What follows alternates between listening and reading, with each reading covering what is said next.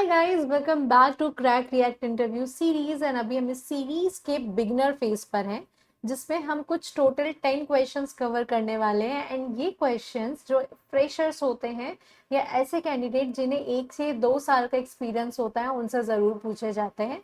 लेकिन इसका मतलब ये नहीं है कि ये क्वेश्चंस एक्सपीरियंस्ड कैंडिडेट से ना पूछे जाएं। सो हम सबको ही सारे क्वेश्चंस के लिए प्रिपेयर्ड रहना है। सो आज का जो क्वेश्चन है वो है व्हाट इज कंडीशनल रेंडरिंग। ठीक है।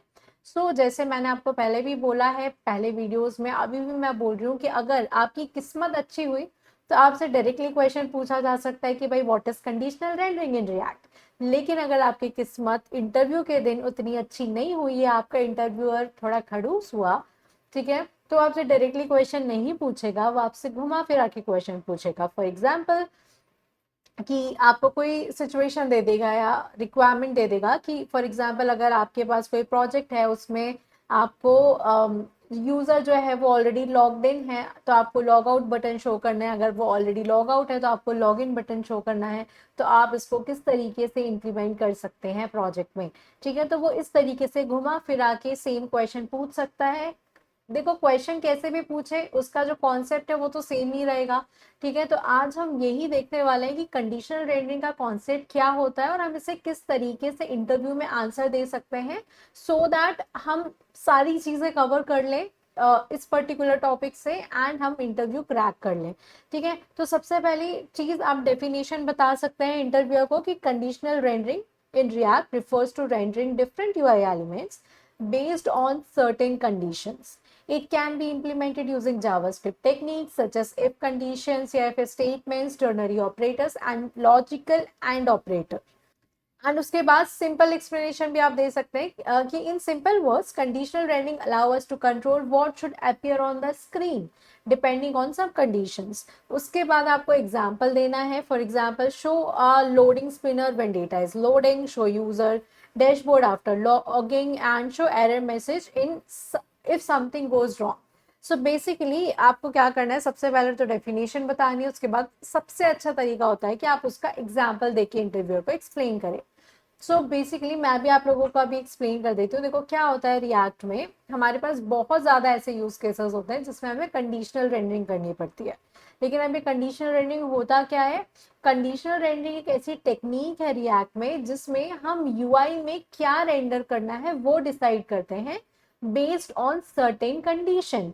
फॉर एग्जाम्पल, जैसे मैंने स्टार्टिंग में एक एग्जाम्पल लिया था उसी के बारे में बात करते हैं कि सपोज करो, अगर आप मेरी स्क्रीन पर भी देख रहे हो, यहाँ पे शेयर जो आपको दिख रहा है, शेयर की जगह अगर मुझे लॉग इन शो करना है, अगर यूजर लॉग आउट है और अगर यूजर ऑलरेडी लॉग्ड इन है तो मुझे यहाँ पे लॉग आउट बटन शो करना है। ठीक है, एक ही जगह पे मुझे दो बटन शो करनी है लेकिन बेस्ड ऑन सर्टेन कंडीशन कि भाई यूजर लॉग इन है तो लॉग आउट है तो लॉग इन। तो इन सिचुएशंस में, इन कंडीशन में हम यूज करते हैं कंडीशनल रेंडरिंग का। ठीक है, अब मैं इसको थोड़ा सा प्रैक्टिकल करके आपको दिखाती हूँ जिससे कि पूरा कॉन्सेप्ट आपके लिए क्लियर हो जाए।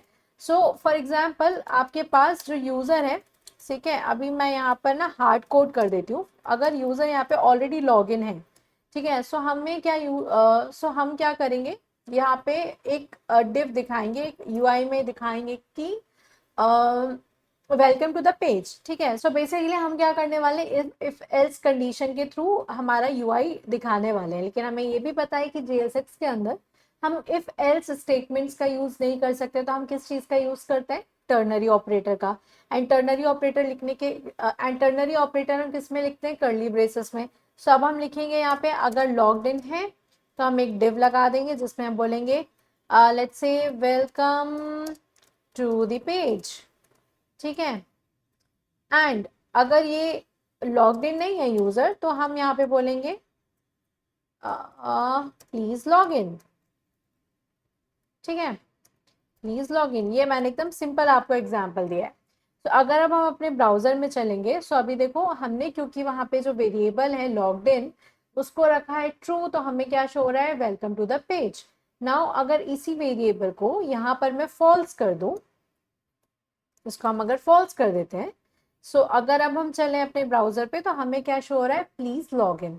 ठीक है, अब एक और पॉइंट मैं आप लोगों के साथ शेयर करती हूँ कि ये जो कंडीशनल रेंडरिंग है ना, उसको हम अप्लाई कर सकते हैं डिफरेंट वे में।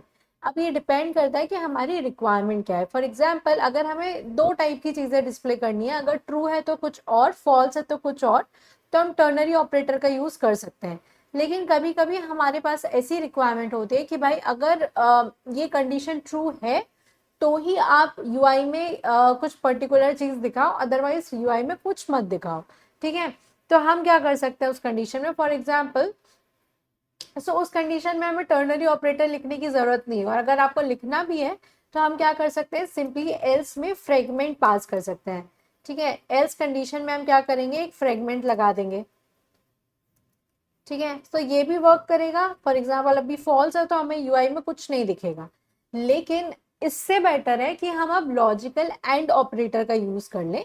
फॉर एग्जाम्पल इज लॉगिन अगर ट्रू है तो हम ये शो करेंगे, एंड इस कंडीशन में जब भी हम एंड लॉजिकल ऑपरेटर का यूज करते हैं तब हमें एल्स कंडीशन लिखने की जरूरत नहीं होती है, तो हम अपना कोड और बचा सकते हैं, हमें ये एक्स्ट्रा कोड भी लिखने की जरूरत नहीं है। ठीक है, सो ये जो कंडीशनल रेंडरिंग है वो ना बहुत सिंपल कॉन्सेप्ट है, लेकिन ये बहुत ज़्यादा बहुत वाइडली यूज होता है प्रोजेक्ट्स में। सो ये कॉन्सेप्ट हो सकता है आपसे पूछ ले, मुझे लगता है इसको पूछने के 85 to 90% चांसेस तो होते ही हैं। Okay, so I guess that is all for this video guys, मिलते हैं नेक्स्ट वीडियो में। बट बिफोर लिविंग, यदि आप इस चैनल पर नए हैं तो please subscribe to my channel, and also अगर आप इस चैनल से थोड़ा भी कुछ सीख रहे हैं, मतलब 1% भी कुछ सीख रहे हैं ना, then please like the video and also comment your genuine feedback. Thank you guys for watching.